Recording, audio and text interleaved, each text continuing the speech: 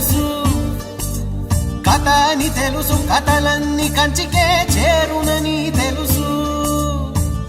తెలుసు తెర తొలుగుతుందని, తెలుసు తెల్లారుతుందని, తెలుసు ఈ కట్టె పుట్టుకుమంటదని, తెలుసు ఈ మట్టి మట్టిలో కలిసిపోతదని.